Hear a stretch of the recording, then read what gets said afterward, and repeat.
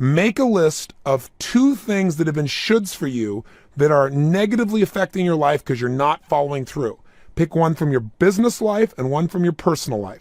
Maybe one of those is, in your personal life, for example, is it's a should not to lose your temper with your children, but you do because you get overwhelmed by your work assignments and the challenges, etc., and then you feel bad about it afterwards.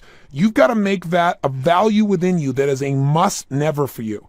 So what you got to write down is, what is this thing you're going to change from a should to a must? That's number 1. And number 2, why must you change this now? Why will you never go there again? What kind of person would continually do that with their own children?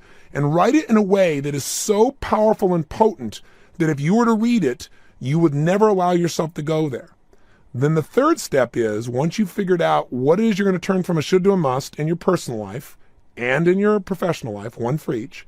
Secondly, once you describe why this must and will change now, the third step is, what 2 actions are you going to take immediately that will commit you to following through on this commitment, that'll make it a must? So for example, maybe one is a small action, an action like you're now going to publish this commitment of yours in the house, framed for all your kids to read and for your wife or husband and everyone else to see that this is how you're going to live. And to violate this means you would be this kind of person. This is known as leverage. Some people can walk by and say, what's this mean? Is this who you really are? If you put that kind of leverage in, you're going to follow through, and it's not going to be a should anymore. It's going to be a must for you because you know this is your standard and you've committed to everyone.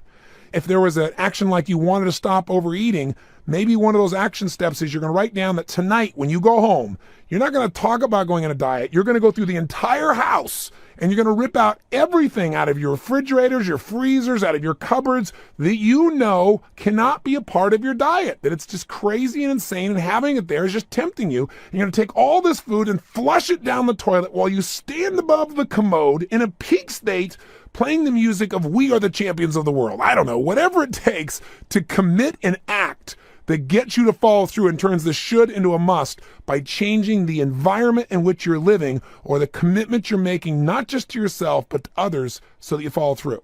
So I did this really fast. Here are the 3 steps. What have been shoulds in your personal life? What's a should in your professional life that must change now? And by doing it, it'll change your life for the better. 2, why is it a must for you to change? What would it destroy if you don't change it? What will you gain by changing it? 3, what are 1 or 2 actions you can take immediately, a little step and a big action that would commit you so that you will follow through and turn the should into a must, and thereby gain the benefit that you deserve, living a life that's not good, not excellent, but totally outstanding. That's your assignment for this Power Talk. Congratulations on adding another set of distinctions to your life and taking some more action to hold yourself to a higher standard and get the rewards that life offers those people that live at that level. Oh, by the way, before I go, I want to mention one other thing, and that is this month's Power Talk interview